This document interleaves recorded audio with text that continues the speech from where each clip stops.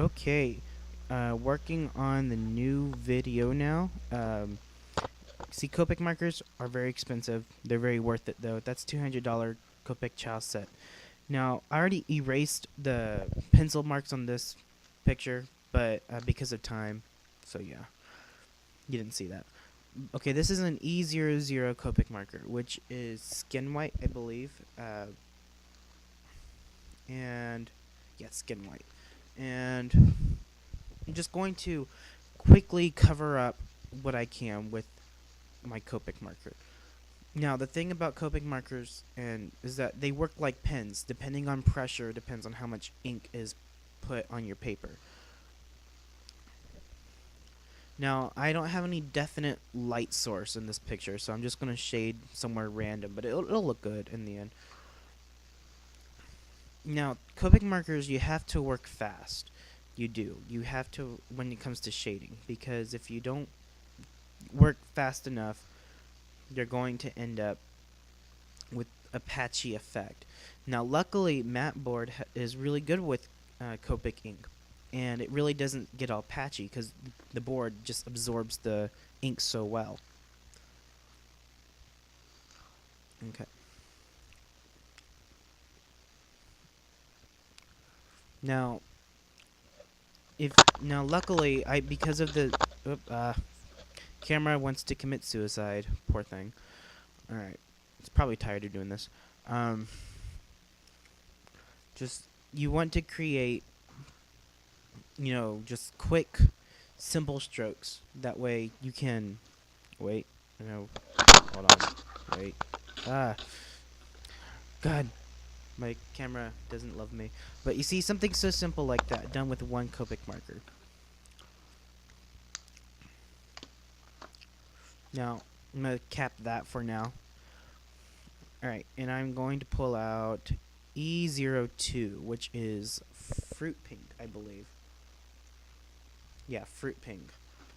And one of these videos I'll show you how to find out how to use the Copic Ciao system, the Copic color system. It's pretty nifty.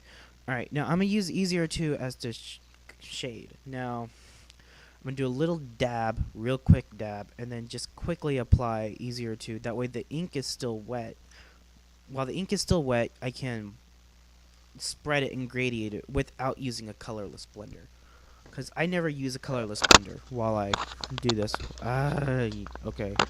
That's it. I'm going to destroy this camera. Right. Sadly enough, though, I have to leave these little parts in here because this is a one-time chance of this. So, you know what? I'm going to kill someone. The nearest cockroach that comes near me, I'm going to squish it. Just because. Alright. Let's try this again. Okay, I'm working on the lip. Sorry you can't see it. But I'm just adding a little quick line and then use E00 to cover it up. And you got a nice gradient little shade there. That's pretty much how this video is going to go. Just start shading. I mean, it's really not that complicated. Sadly, I can only get, in this video, it's a little bit long. You're only going to be able to see me shade just the face. Because shading, even though you have to work quickly, you have to take your time as well. Now, there we go. Get a nice, crisp looking shade line right there.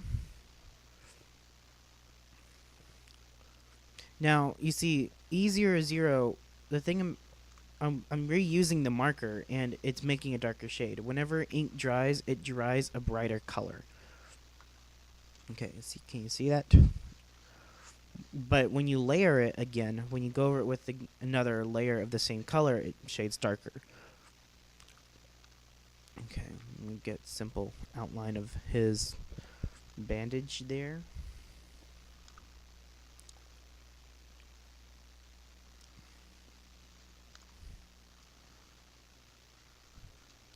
Right, just continue shading. These techniques are pretty much simple, but they're not born overnight. I mean, I've been working with Copic markers for several months now, and I really love them. I really do. I think they're the best investment I've ever made. Copic markers are a lot easier to use because they're refillable. Okay, just a little bit more harder shading.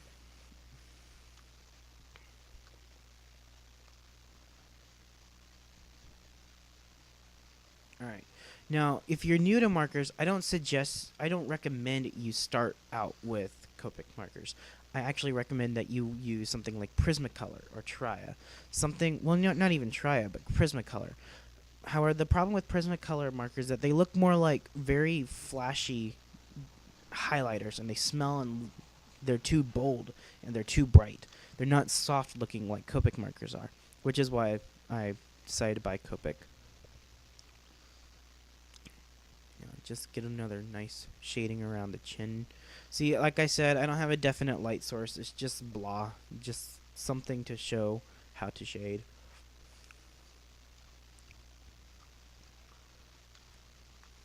But I think this looks nice so far. Okay, got that little space there. Just shade it in. Now, I'm holding both markers at the same time. So, there it goes. Alright, it's rolling, and I'm going to use Prismacolor Peach to do a little bit of a hard shading. I work personally in layers of 3 when I shade. I have the base tone, the first shading layer, and then a third layer. Now, normally, my third layer is a tad bit harder, but this time around I'm just going to do it really soft. And the reason why I'm using Prismacolor is because they have an extremely small tip at the end. You can probably see it.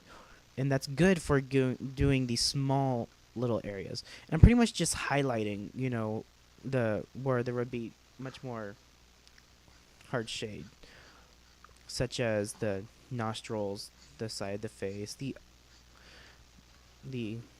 eye, whatnot, the lip. And let's see, just want to do small steps at a time.